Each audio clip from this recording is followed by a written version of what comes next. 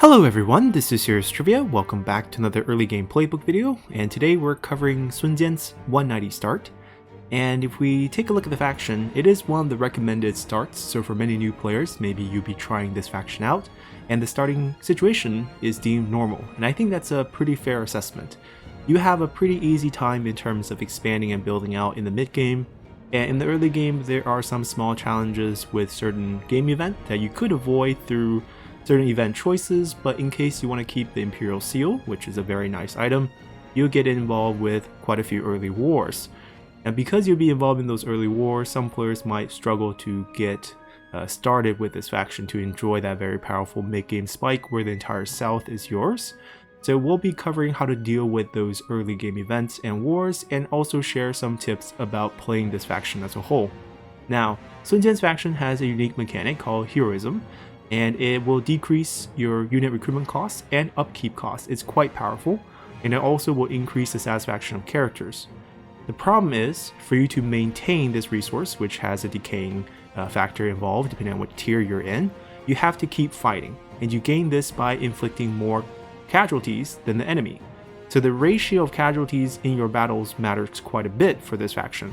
So it's actually very important to fight most of your battles manually, as you can probably perform much better than the auto delegate values and gain more heroism early on, which will actually make your campaign a lot easier. Now, for the purpose of our guide, we will save a bit of time and delegate the fights. I will tell you guys how to fight them if you do want to fight them. There's earlier versions of this guide on previous patches where I did fight the fights, so you can definitely go check those out because there's not much that has changed from those videos. So we'll actually be gaining a bit less heroism in this actual guide than you could potentially gain if you fight those battles manually, but it still should not affect you very much. You can still have a very nice start. So aside from that faction mechanic, we have quite a bit of unique features. We have 3 unique units, the mercenary units: archers, infantry, and cavalry. They're available on all general classes starting at rank 1, rank 3, and rank 5. This is very important. So at rank 5, all your generals can recruit these cavalry. Before that, they can't, right? That's pretty self-explanatory, but many times in the early game, you think you can get some cavalry out in the field only to realize your generals are not rank 5 yet. But once you're rank 5, you can recruit all 3 of these. Early game, you can always recruit mercenary infantry on anyone you want. And the really cool thing about these units is that they have instant mustering. So the second you pay for them, they come fully healed and replenished and ready to fight. So this gives you a lot of options, because if you can keep recruitment costs down, which you can through your heroism and other factors, you could technically recruit them, have them fight for you, and then disband them. Then you never pay upkeep with mercenary units. You summon them when you need them, and you disband them when you don't. Obviously, the downside of this is you can't retain the rank that they gain, so anything that can boost unit rank up when you recruit them is always going to help your faction out as well. So you could play a very military focused campaign where you go for the red reform tree, get a bunch of boosts to recruitment cost discount to starting rank, and just spam units with very cheap recruitment costs, use them for battle, disband right after, never pay any upkeep, will speed up your economy. There's another hidden unique feature that the game doesn't mention here, and that is for every harbor building, if you go down the income chain, you can get faction-wide commerce boost. It's very powerful. Then aside from having unique units, you have a unique captain retinue version of these mercenary units, and these can only be recruited if you have your unique building, which is a mercenary outpost. It does not replace any building, it is a brand new building. It is good for providing a little bit of commerce boost. It gives you percentage to commerce at maximum level 50%, gives you a bit of replenishment, local replenishment, and most importantly gives you available recruitment stacks of the captain retinues. What I mean by that is, normally if you're playing Yuan Shao's faction, if you have experience using captain retinues, they're treated as generals. So if you have seasonal deployment limit of 3, you can recruit 3 of them per turn. And for Sun Jian's faction, it's a little bit different. They're not technically treated as generals. They don't use the same seasonal deployment limit. You have to gain deployment limit of these units through the unique buildings. So if you don't build these, you can't use these. And previously in both versions of this guide on earlier patches, I really didn't talk about how to utilize these units and largely ignored this building chain. I will provide more of a detailed coverage of these because there is a very cool late game mechanic where you can use mercenary outposts to basically generate free strike forces that's actually super scary to use, and it might be a cool thing you want to try out in your games in the future. So with that said, we have tons of characters, especially after World Betrayed patch was introduced. Pretty much all the early period Wu characters got added into the game. You have your kids, your oldest son, second son, your youngest daughter, you have Huarong, you have Chen Pu, and a bunch of other southern generals who will come of age and most likely join you because they have fondness to your faction. So expect a lot of cool characters when playing Sun Jian's faction. And in terms of the character himself, the one thing about Sun Jian is he's a sentinel leader. So you're going to have a very different skill tree to work with in terms of faction-wide bonuses. They're often lower, but we have many really good items, right? You start out decked out in gold items, which we'll take a look at once we jump into game, and that's going to help you improve satisfaction. And also heroism will also improve satisfaction, so don't worry too much about that. You have very solid traits: loyal, fierce, brave. Nothing too fancy here, but they're all solid stat boost. All your armies will also have 15% campaign movement range because Sun Jian has that boost on his background. You also will have half cost in establishing order or colonizing empty land. So normally it's 4,000 for a small county, 8,000 for a capital. For Sun Jian, it's going to be half of that. And Sun Ce also has this bonus, and they can stack. So if you have Sun Ce as your heir, then you can have free colonization. It's quite useful when taking over the southeastern portion of the land because those areas start out deserted. But I actually don't recommend you pursuing this strategy quite early because building up a town from the grounds up, even if you can colonize for free, is quite expensive and time intensive. So it's actually better to let the AI slowly develop those for you and you just take it over later on in the game. You don't really have to pursue this as much as you think, but it's also a nice bonus to have in case you want to have the option to keep raising enemy territories all the way down to 0 and then colonizing them for free, trade it back to a nearby ally or give it out to an administrator at that point. That's a fun way to use this. That way you can get the maximum value from sacking a certain city. And then this bonus here, 25% recruitment upkeep cost for mercenary retinue, obviously referring to your mercenary retinues of mercenary captain retinues. So this is going to play a factor in how to use your captain retinues. And because they are captain retinues, even though they're the mercenary type, 战霸 bonus of 25% recruitment and upkeep will also apply. So that's where we get the idea of having these incredibly fast strike forces that can be summoned, ready at a minute notice because they're mercenaries, there's no mustering time, and also disband right after because you don't need to pay for any upkeep. They're basically free armies that can appear out of nowhere, do their job, and then disappear the turn after. It's actually quite scary. So with that said, we'll be showcasing this on Legendary 40 minutes. So let's jump into game and take a look at how to start Sun Jian's faction in the 190 start.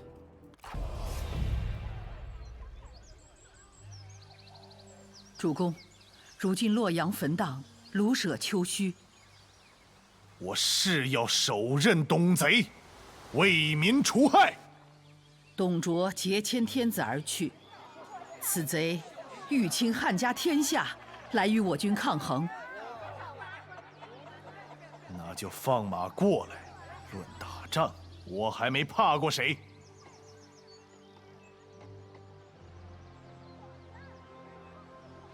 主公勇烈过人，在下佩服。但若想取胜，还望主公谨慎。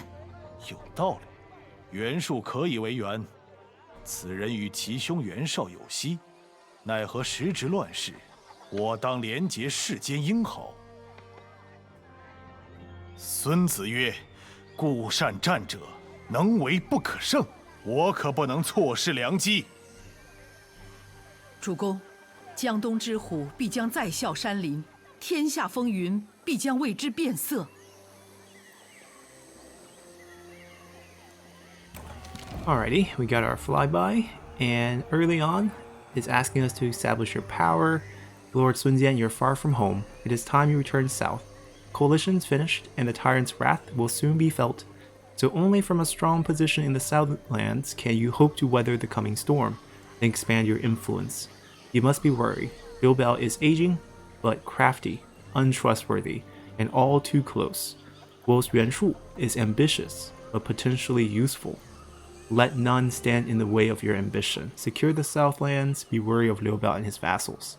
So that's going to be key. Our first mission is that we have to engage the Han army in front of us, taste the victory. Now this general here is actually quite useful. So there's a couple approaches here. We're going to give a lot of options in this guide. It's not one of those that you can just follow blindly. I'll explain what some of the pros and cons of these decisions that you will be making in the early game. We do start out with the Jade Seal. Now, Sun Jian historically found this in the burning ruins of Luoyang and then kept it for himself as he tried to retreat down home to Changsha, where he was a former administrator. He obviously never made it there, he died shortly. So in many of your games, if Sun Jian is the AI, he will die quite early on, but as you're playing him, you can avoid that fate. So you can have him for quite a long time. He's very young in the beginning.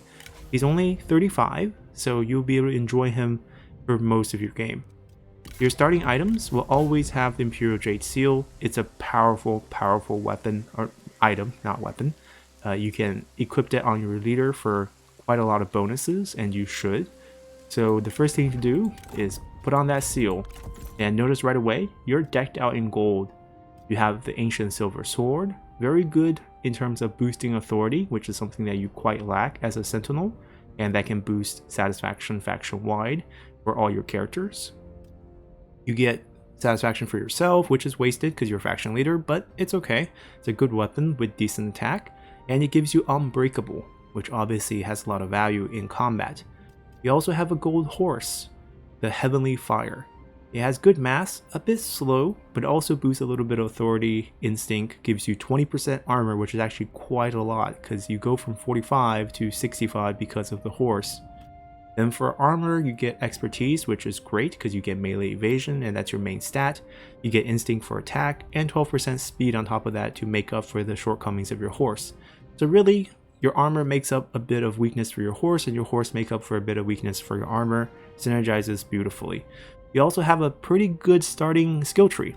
You get the +1 starting rank for all recruits, which is something I talked about in terms of using mercenary units as these temporary lone strike force, because they can start out with +1 rank. So these strike force you can summon will be quite powerful given that they get extra starting rank and you start out with this skill. But sadly, this might be the only skill that's really going to be helpful for the faction as a whole from a Sentinel, because you can get Diligence eventually, but it only gives +25 bonus experience. It's not a big deal. Experience, it's just not going to help you that much. So there's really no other real faction-wide boost you can get from his skill tree. So that's the weakness of having Sun Jian as your leader. But you do make up for it with quite a bit of good bonuses from his background, right? 50% extra income from family estate, that's worth 1,000 per turn. 15% campaign movement range, it's super good. Half cost for colonization, and 25% recruitment upkeep cost discount for mercenary retinues. So those are the captains, I believe. Those are not the actual unit retinues. I think the phrasing needs to be fixed, because if we take a look at the upkeep here, 175, I don't think that's 75. That's 25% off, right? It's not 75% of anything. So it only applies to those captain retinues. I think the phrasing needs to be fixed. It needs to say for captain, or mercenary captain retinues. I think that's the logic behind it. Anyways, so we start out with actually quite a strong army. In a different version of earlier guide, we actually kept the army because they're all rank 5. And you can use this army to defeat Liu Biao early on. Well, in this case, we're still going to defeat Liu Biao early on, but we're not going to keep the units. So aside from equipping your Imperial Seal, the other thing you want to do on the first turn is make your heir into your wife. Now they did change the age where you come of age to 16 for all patches and all DLCs in the last patch, and that's great. Sun Tzu is going to come of age quite early, but I still don't think in the early game he will give you very much. He is S tier in terms of air bonuses because of the double cavalry boost in terms of boosting the melee charge bonus by 2 times. It's insane. Sun Ce is the person you want to have if you're playing a lot of cavalry. But remember what I said, you don't get access to your mercenary cavalries until your generals are rank 5. That's a big issue. That's a breakpoint. That's like mid-game spike. You want to put Sun Ce in once you get to that point where his bonus will become useful to you, because if we don't have cavalries early on, or if we don't have good cavalries early on, that bonus is really not going to be that important. Meanwhile, your wife is a standard commander, so she will have a lot of bonuses on her faction or skill tree that can actually help your faction out quite a bit, that are faction wide. So we're going to make her heir. It's not going to make your son angry. If you do this after he comes of age, he will be angry that he lost his heir. When they're kids, they don't care as much. So your wife is heir. We got to switch her gear as well. She's currently using the sword that's good for expertise. We want her to boost authority. We always start out with this bronze armor, and it gives more authority once again. And depending on what other item you have, you can see what you want equipped on her. The standard item that you always get is a builder. You always get an Imperial Jade Seal. You always get this Ranger's outfit, and you always get a Stone Pig. So you actually start out with a lot of items aside from the ones you randomly roll on turn 1. So that's a very strong faction start for you. In this case, we're just going to equip that on her. Nothing else really help us. 5 points of satisfaction, and right away you notice all those red faces are kind of disappearing. And they're going to completely disappear once we fix our heroism. So heroism is this resource that goes from 0 to 200. And right now we're at the first tier between 0 and 50. And at this point, we actually get penalties. There's 1 point decay, and most importantly, we lose 5 satisfaction for every character in the faction. That's actually not what we want to see, especially on Legendary, where we get punished for 10 points to start things off with. But once we move to the next tier, that -5 becomes +5. So that's a 10-point swing. And we're going to get there very easily by fighting these 2 fights early on. And then if we move beyond to the next tier, which we can see here, you get that 15-point satisfaction. You get -10% recruitment cost, -8% retinue upkeep. Wonderful bonuses, and they max out at 20% and 16%. So you can field a lot of armies cheaply in terms of recruiting them, and also in terms of upkeeping for them. So these are wonderful bonuses to have. Now, how to keep these high, considering that decay here is 8 points a turn? Keep fighting. Spawn rebels, farm rebels, fight other factions, expand. As long as you're fighting and winning battles cleanly, you're going to gain heroism. You could lose heroism if you lose more men than the enemy in a battle. So be careful which fights you pick. Now, for this first fight here, if you want to do this to gain maximum heroism, you can gain about 18 points if you just have your 2 generals handle him. You could technically make Huarong your commanding general, and then have him duel the enemy general, and you can actually boost him to rank 3 after this first fight. He will win that duel no problem, and you can get reach. That is a pro of that strategy, but I actually don't like that. I don't think that's a good move. I think Huarong is better off being rank 2 in the beginning, because his satisfaction is the issue, and we just don't need experience on him right now. I'd rather get the experience on Sun Jian so we can get Night Battle a little bit down the line, and also Fire Arrows. I'll explain why. But it's better he leads, and also because if he leads, we have a very high chance of capturing him on a delegate fight. We don't get as much heroism. We get about 8 points, but it's enough. So let me show you guys. You see you have a 76% chance of capturing him. That's actually quite high. So if you delegate, there's a good chance you can actually get him. If you duel him and kill him, no resiliency, he dies. Or you could fight it and just let him run off the field, you'll still be 76%, decisive victory.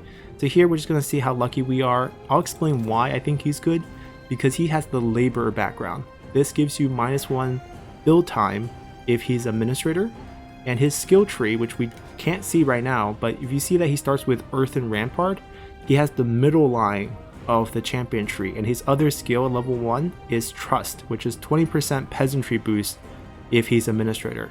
And he also has a trait, which we can't see right now, but since I captured him before I know, gives you -1 mustering turn for all units in administrator commandery, and also -5 public order, which is actually super good for summoning rebels, which is something we want to do. So let's delegate this fight.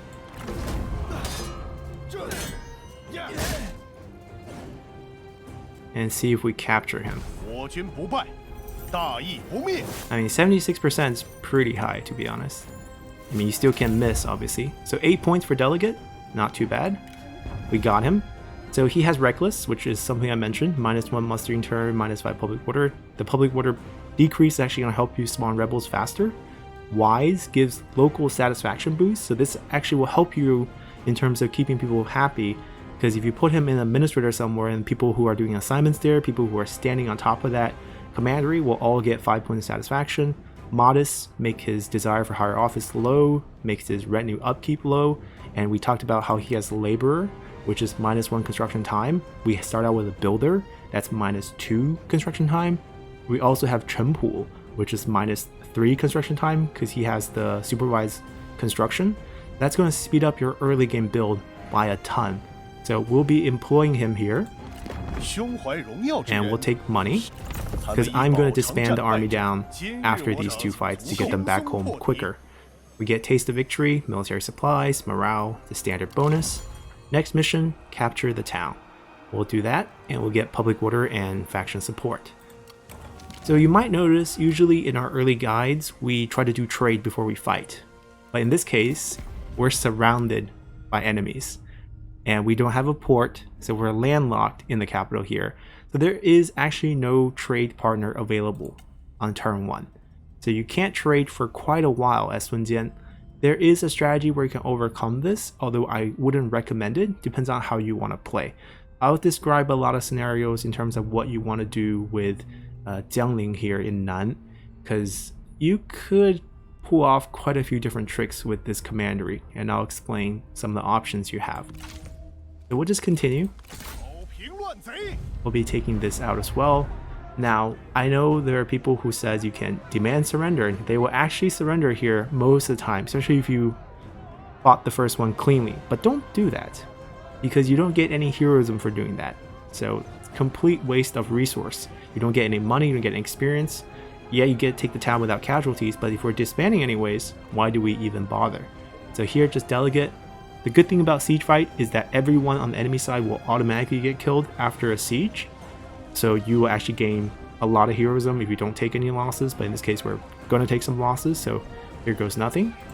You can feel free to fight it.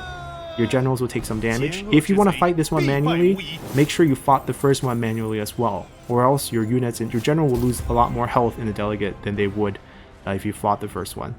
Heroism gain.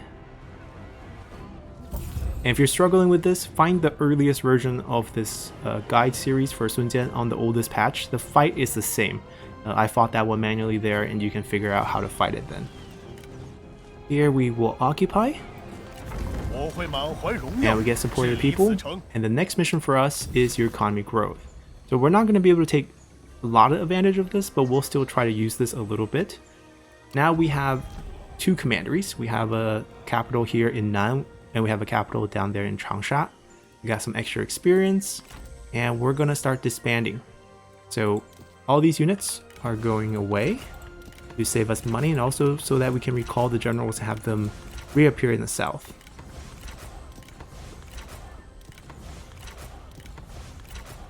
So we're headed home. Alright.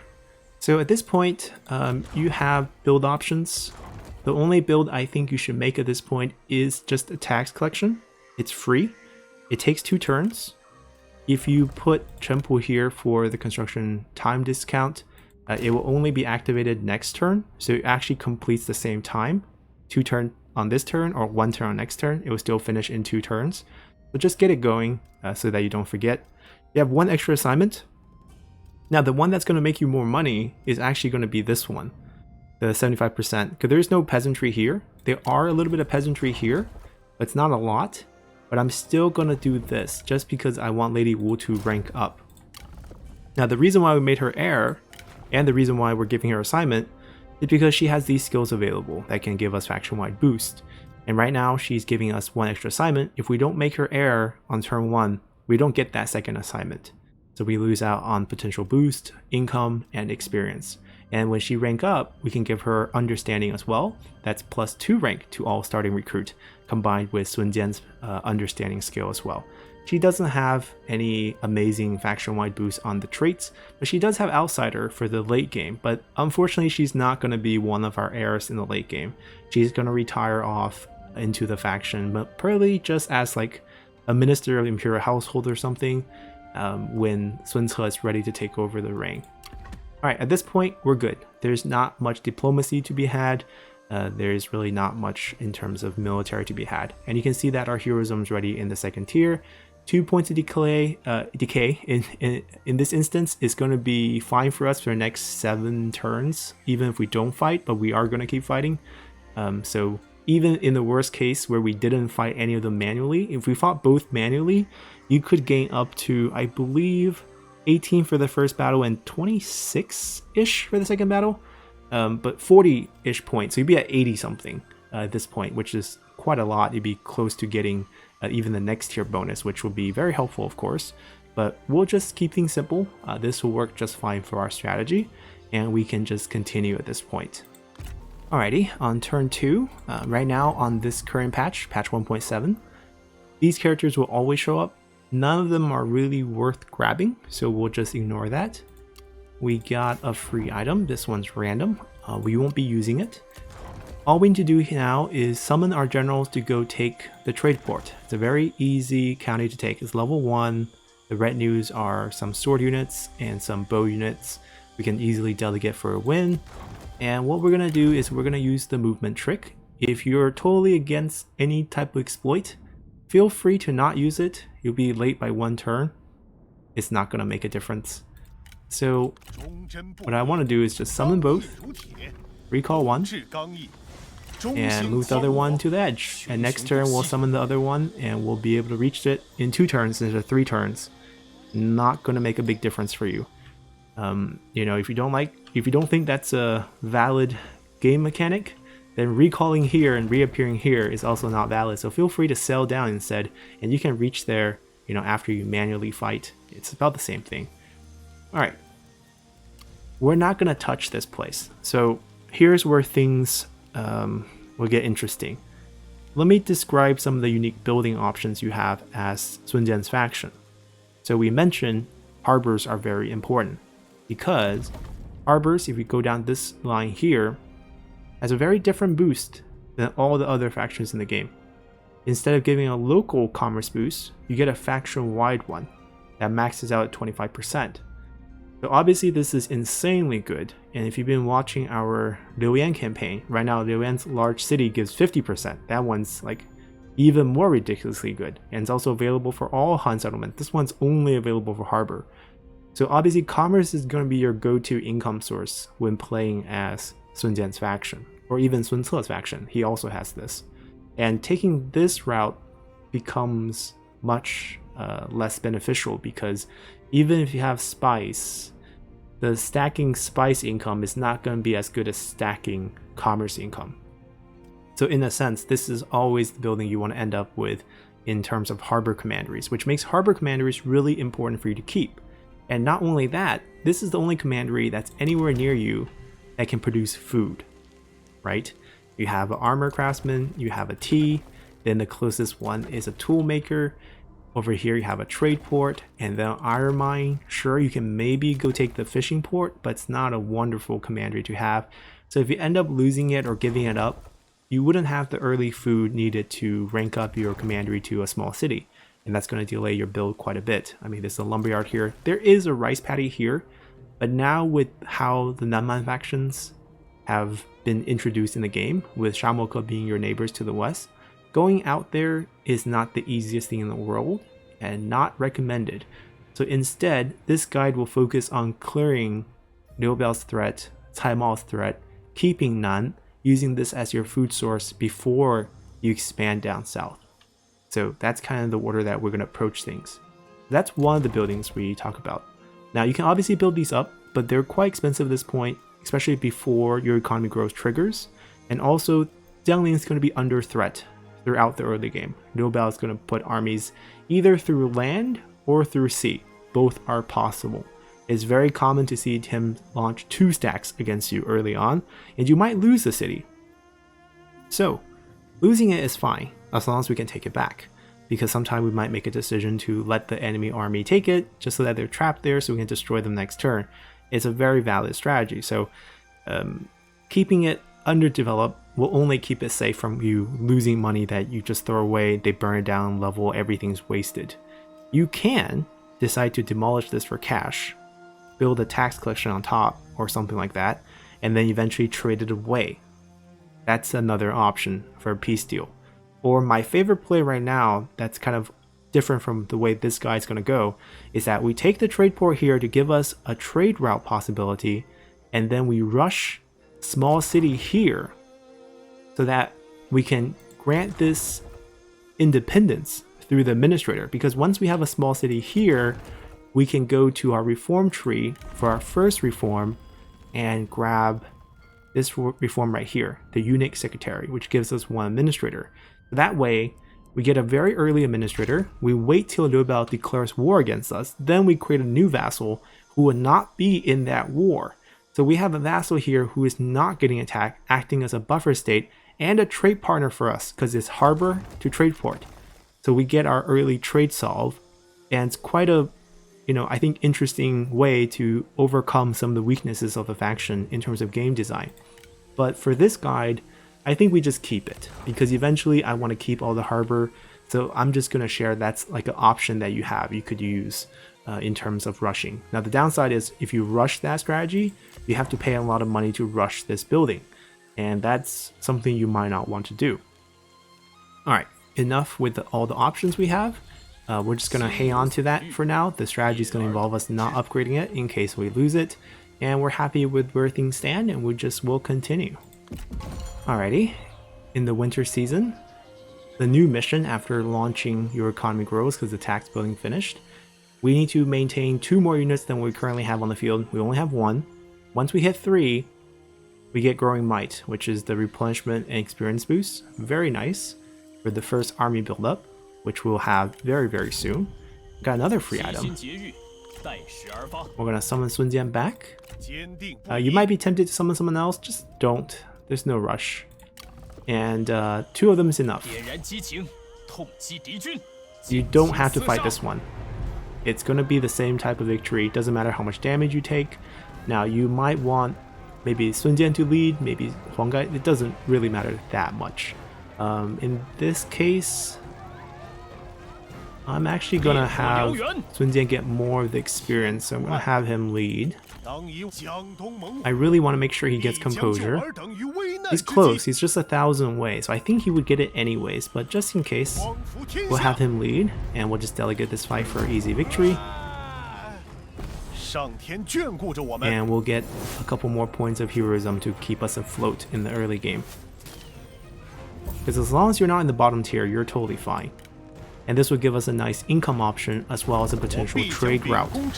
So he was so close, he probably would have gotten the level up even if he was not leading, right? We had 1,000 extra experience here. And we want Night Battle and Fire Arrow. The reason why this is important for him, even though he's not really known, to be a range commander here, given his low cunning, is that he's the only general we have that will have rank 3, which is when we can recruit mercenary archers. Because that's the thing you gotta work with, right? We have very cool unique units, but we can't recruit them until you hit certain rank. So for us to be at 5, we can recruit cavalries too, but we want those fire archers to reduce enemy morales. So we're gonna put that down, and their job is done. They can be recalled, so they can heal. Now we have this built. We have 3 turns of economy growth. You see this is only a 1-turn build now, 20% discount. Pretty cheap, let's get it going, and we are good to go. We can now think about setting up our army here next turn. So nothing else going on. Once again, not going to take advantage of your economy growth to build up here because it's risky. Keep the cash. Let's continue. Alrighty, so every spring of 191, this event will pop up. This is the event that usually trips up players who are new to Sun Jian's faction. And the event is that Liu Biao is going to ask for the Imperial Seal. Now, we've seen how good the item is, so we're not going to give it to him. And also historically, Sun Jian didn't give it to him. So we keep the seal. But the punishment with keeping the seal is that we will be declared war on by Liu Biao and his 2 vassals. Huarong and Caimao are his vassals. So we'll be entering into a war with the 3 factions to the north when we're already surrounded by all these Han factions. On the turn that you capture the trade port, it will be an option saying that you could trade with Caimao if you pay him 4.2 of diplomatic value. Don't do it because this is coming up. So that's going to ruin your trade. Now, obviously, if you plan on giving up the seal, which I really don't know why you would, given how amazing these boosts are, then maybe you want to take that trade deal, but don't. Fight them. You can beat them. Keep the seal. And war is declared. So all of a sudden we have enemies all around us, literally all around us. There is no one else but enemies around us.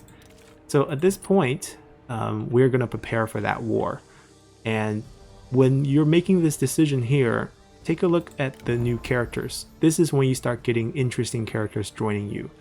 The most common character that will join you this turn is Liu Fan, who is a good strategist you can grab, not only for his potential Goldmaster background, which is boost to Silk and Spice, but also he gets along with both Sun Jian and Huang Gai, which is not often easy for strategists, because you might have noticed that Lu Su, our backup strategist, does not get along with Sun Jian and Huang Gai, but we can still use him if we need to use him.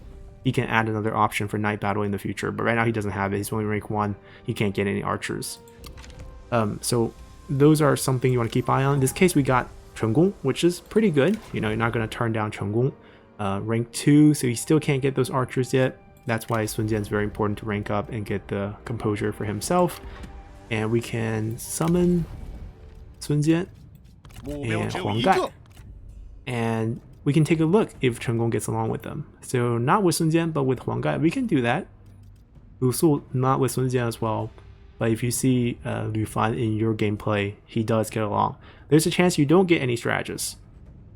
There's a chance you can get Zhou Tai, which obviously will be top tier. If you can get Zhou Tai, that's someone you want to grab right away. In our case, we're still going to grab Chen Gong right away. He is not a spy. He doesn't work for anyone. These are just characters that spawn during the spring they can grab. We'll stash him. We'll use him probably next turn. And our first reform time. So depending on what your plan is, right? If your plan was to rush your city to a small city and get the administrator, form a vassal after they declare war, where the vassal would not be involved in the war and get a trade route, this will be where you're going. But in this case, we didn't do that. Our starting reform is this one. Quite nice because we're focused on, you know, commerce and industry with all those boosts and all the trade ports. You might be tempted to do this, but think about it. You have one trade in the beginning and you haven't used it. So getting another trade is not going to help you. Wait, right? Wait till you finish this early war. And since we are fighting an early war, the thing that's going to help us the most is actually 8% recruitment cost discount. So start off here. I know many players like to go green and red and get the replenishment. I think that's very wasteful. I have a reform guide on that. I mean, 10% is good, but for you, especially playing as someone with mercenary infantry or mercenary units, you don't need replenishment. If they're injured, delete them, disband them, summon new ones. They'll be ready instantly. So this is useless for you. Get the recruitment discount, because the cheaper the recruitment is, the more effective that strategy is. Because imagine if your recruitment is down to 0%, which is possible, by the way, you can actually just summon mercenary units for free, fight the enemy, disband them, rinse and repeat. It's insane. And that's probably the strategy you guys are probably curious about right now. So that's a late game strategy with our unique building, the mercenary outpost. So this is an additional building that you get. When you build it, you get a charge. So this is like a seasonal deployment limit. You get one charge of a captain retinue that you can recruit that are mercenary units. And this goes up, you know, only one charge per building chain. So each commander you have can support one charge. And you also get recruitment cost discount for captain retinues. So now think about it. 10% per building faction wide. So if you get 10 of these, it's free. But you don't need 10 of these. You need, let's say, 7. Maybe even less than 7. Because you always have 25% on Sun Jian, correct? Sun Jian will have 25% in terms of recruiting captain retinues. You can get 10% from Grand Commandant. The recruitment bonus also extend to recruiting captain retinues or units after all. So that's 35%. If you can get Zan Ba and use his faction bonus, that's another 25%. So that's already 60% discount. Then you just need 4 of these. And then we just got the 8% one from the reform tree.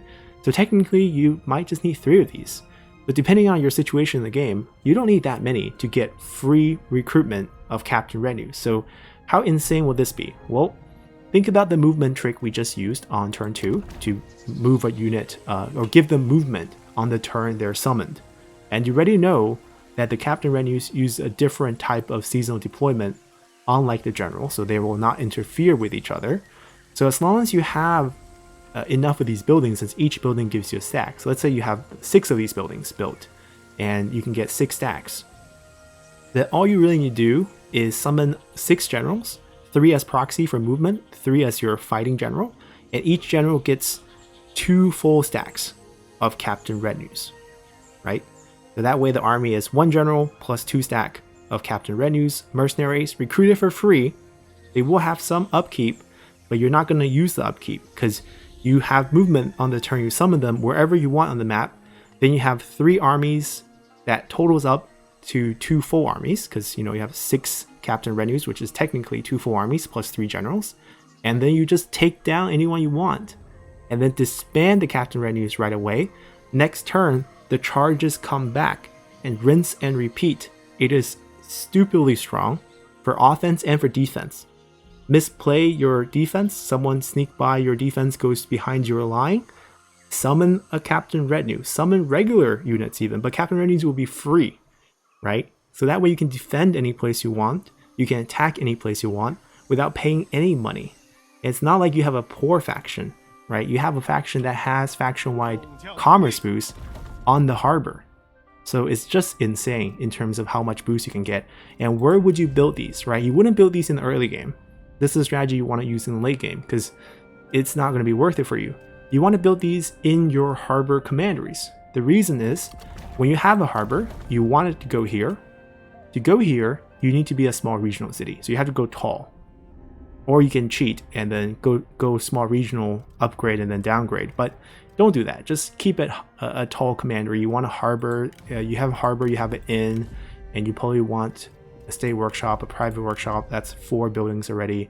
You add a mercenary outpost. That's 5 buildings. And for your final ones, probably just the land development on top of that for some food and population growth. It just be very, very strong. And this can also synergize because if you have a harbor there, so that's base 200 commerce. In, you have T right under you, so that's 450.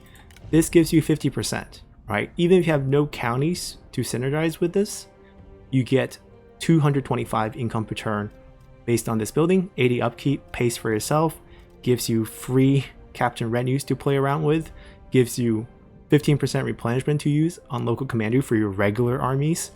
So great building for the late game. Don't build these early on, not going to be super helpful. All right, so with that said, we're ready to go here. We're still not building up here. This finished. We have 2 turns left. Don't build this. Build this. And then put that build order in next turn. So that way you kind of get the maximum saving in terms of build time. This one saves no money, but you can get the build time and the save money on both of these buildings. Or else if you build this, when this finishes, this is going to be 0 cost but 2 turns. It's going to delay your build. All right. That's good. Army's done. We summoned the unique that was given to us and we got another item. Not going to use these. We're just going to end turn here. Alrighty, so at this point we're ready to set a trap. Now we have no idea where Liu Biao is going to come from. He can come from land and appear here. He can come from sea and appear here. It's both possible. Our goal with this army that we will form is to take down none. Now you see that we can reach them now, but the problem is we have no units. So once we put some infantry in here, we don't have this movement anymore. So that's not going to work out for us. If you want to take this, you can actually. What you want to do last turn is proxy summon this army. Put one of the generals, right? You recall one, doesn't matter which one you keep. Put one of them around here and ambush. So this turn, you'll be building from here, and even with units, you can take this. But we're not going to push our luck in terms of getting the max value here. We're just going to go somewhere in between, just so we get vision of them. This is always the size of their stack. So you can imagine if we started out here this turn in terms of recruitment, which is totally possible, and we have the movement, which is also totally possible, we could destroy them this turn. But then we're exposed in case Liu Biao comes by C, but it's fine. That's where I'm talking about. You might lose this, but it's fine as long as you are still fighting. She leveled up, so perfect timing. This is designed. Understanding right now, so you get extra rank. And we're gonna summon one strategist. Depends on which one you got. In this case, we did get 成功. If you got Lu Fan, you got Lu Fan. If you didn't get anyone, use Lu Su. Lu Su will do just fine. We might as well use a unique here. These are useless. What we will do right now is give Huang Gai the general of the left, general of the right trick. Recruitment discount right here. You want to throw all your instinct boosting item on them because it will actually give you a discount. Because instinct gives recruitment cost discount. So if you do have items, just share it. No point to hold on to them. Alright, that's pretty much it. We're going to be recruiting a full stack of mercenary archers, a full stack of mercenary infantry, and over here, 2 trebuchets. We're going to do the replacement swap unit option here. Archer militias, pretty useless. And put them in ambush. Don't let them see you, right? If Liu Biao comes by land, he might run into you. If you come by sea, you're close enough to go back and help. And after you do recruit, you're going to switch to general of the right for upkeep discount. And that's going to be your first stack to eliminate the enemy. Now, the cool thing about this is that if we had moved them to here last turn, we could have just wiped them out, correct? And after we wiped them out, you could even consider disbanding the units. That way you don't pay upkeep, because if you look at it, the upkeep is 166, correct? And we paid about 400 for them. So if we don't need them for about 2-3 turns, you don't actually have to pay anything, right? You can just summon new ones next time. They'll be rank 3. It'll be perfect. You can also use the other tactic where you use this to loop people to death, given that you're only rank 2, but I have heard that you guys don't like looping, so we're not going to loop. We're actually going to build a real army and just take the enemy down. You can see that our economy can support that, and we can still build out, taking advantage of our last turn. If your economy grows, everything's going according to plan, and we just end turn, see who falls into our trap. Alright, so our mission triggered. But this is something you can actually consider that we didn't do, because we basically waited a turn for growing might to kick in. There's pros and cons against this. I'll explain both. But basically the game checks for mission completions whenever an event pops up. So right now, because this is an event, it will check we hold 3, we actually hold 3, it'll give us the next mission. And then the next mission will be send anyone on assignment, it will check, and it'll give us that one. But because nothing happened after we recruited over 3 units, it didn't check.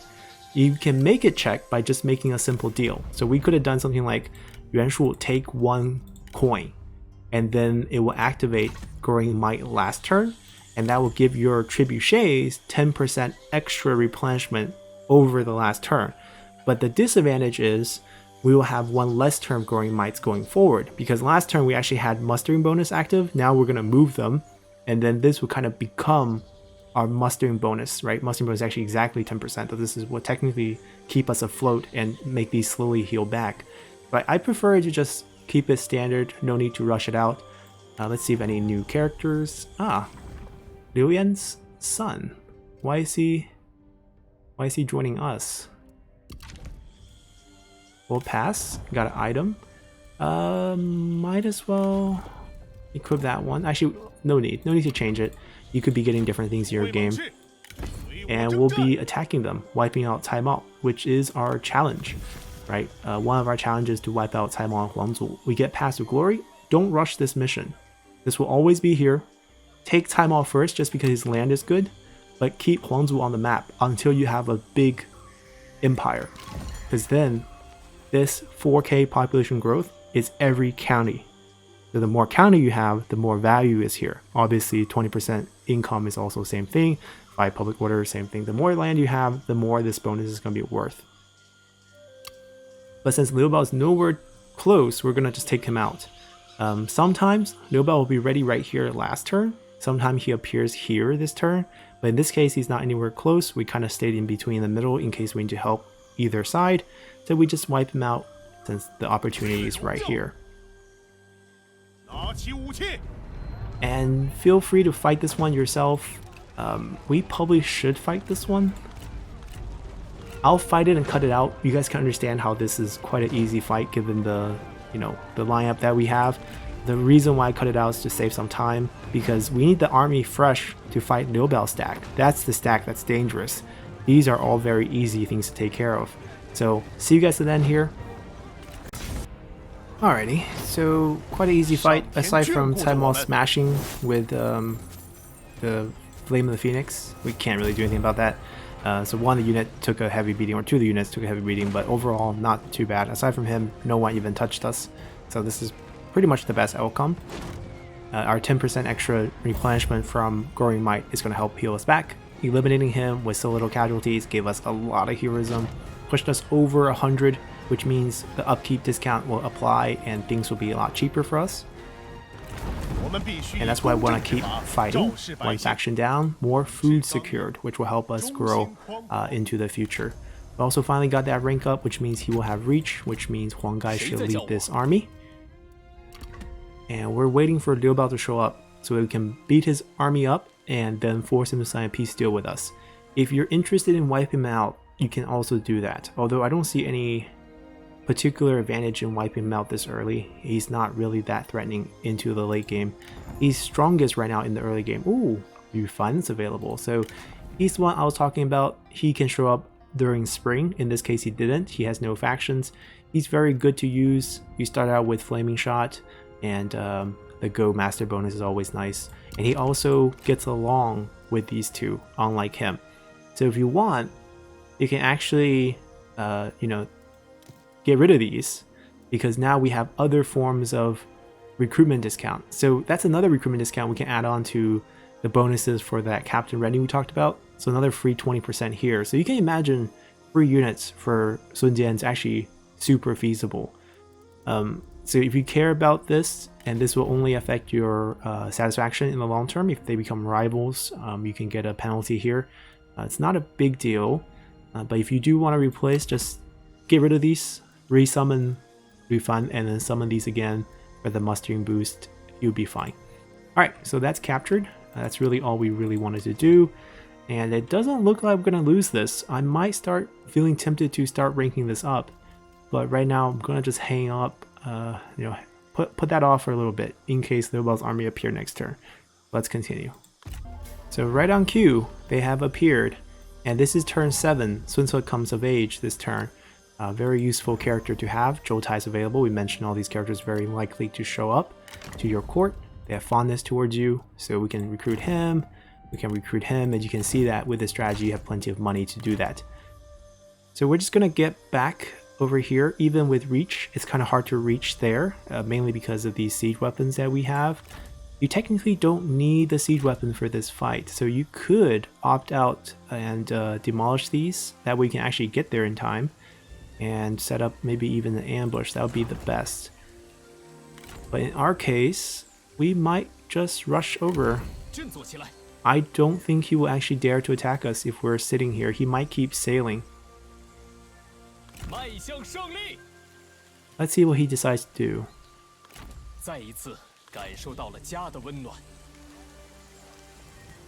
Changsha has a build available. We want to upgrade this.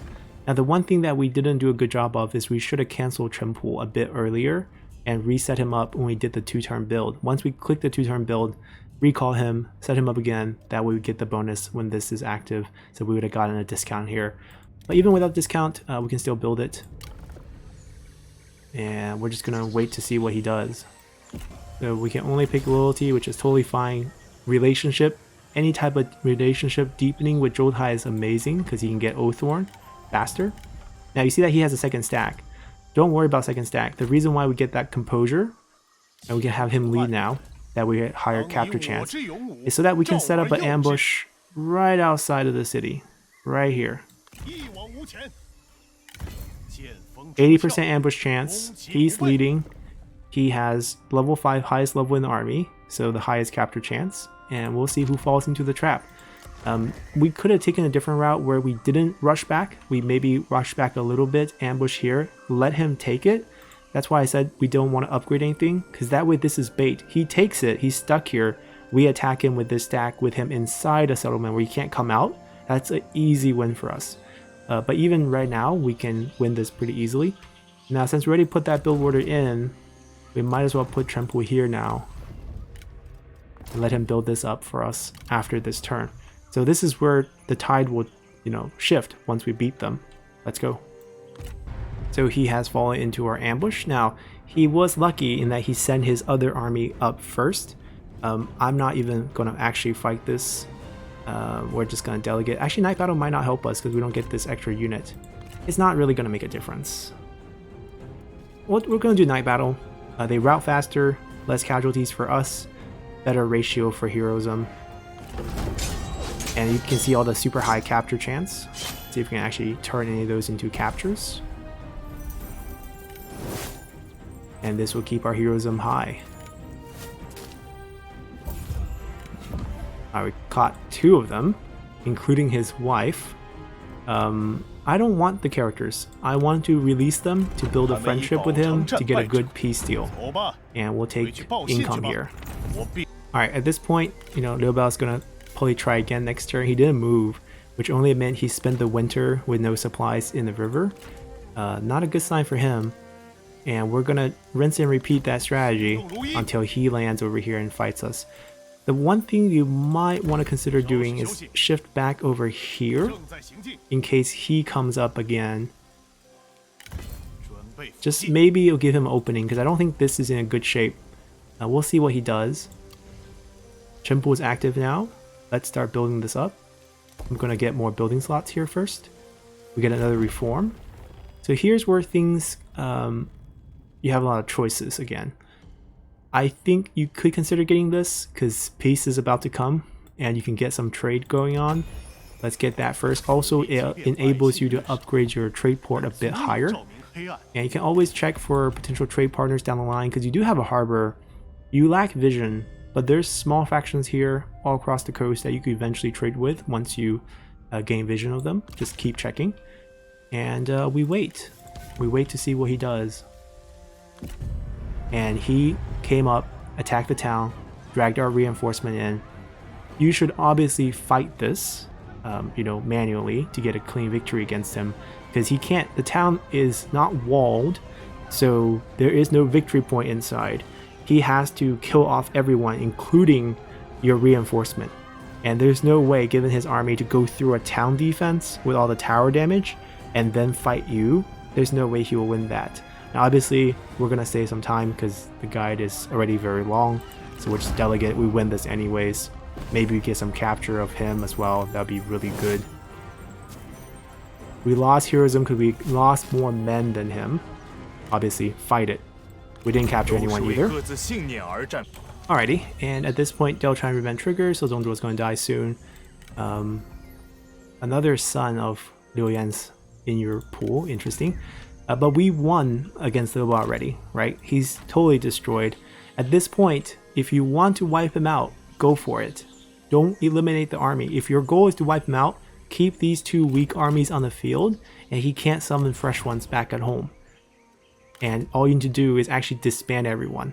When you see you have a lot of time to replenish for mercenary units, the solution is to disband.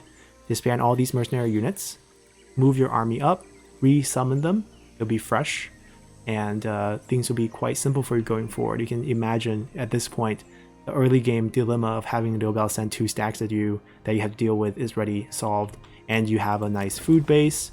You can shift your attention to the south if you want to negotiate peace with him. Currently, the value is not that high because the shift of power hasn't really been factored in.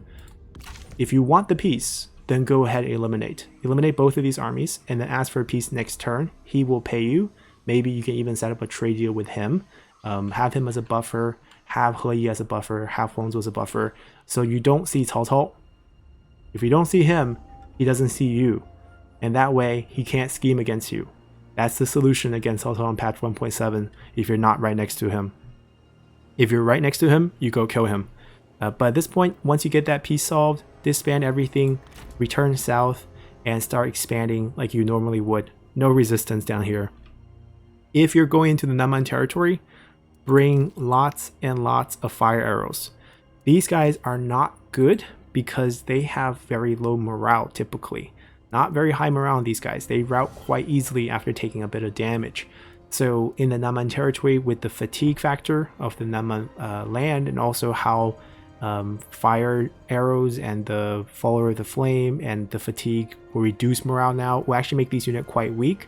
So you actually just want to go in there with a ton of fire arrows and a couple generals, and you can easily take them out. Your infantry is no match against what Shamoko has, so these guys are not any value.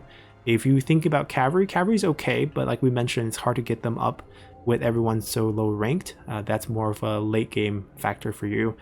What you want to do is just bring a ton of archers and just keep mowing them down if you want to go west. But the easy solution and the more lucrative solution is actually go south and then go east, because Poyang's very good. You want to get that weaponsmith pretty early. You want to get that armor smith pretty early. Secure yourself a T. There's a bunch of really good land over here, and just take over Danyang once you form, your southern stronghold. The rest of the game is quite simple for you. So hopefully this is a pretty interesting starting guide for you. With Sun Jian start, it's not a hard faction to play. It's actually super fun. You can have some very cool late game mechanic with these recruitment cost discounts, and with the captain retinues, which it's underrated. I think I haven't actually exploited them enough in game either, but this is definitely a very viable strategy to have free captain retinue spawn out of enemy camp. You have a neighboring enemy right here. They don't expect anything. You summon 2 generals, proxy 1, move them up here, put out 2 captain retinues, do the same 3 times. Suddenly 3 armies appear. Next turn, everyone disband, nowhere to be found. Reappears, full movement, attack another point. Just a ghost army wiping people out for free, which is pretty insane. So hopefully you guys get inspired to play some Sun Jian, and I'll see you guys next time. Bye!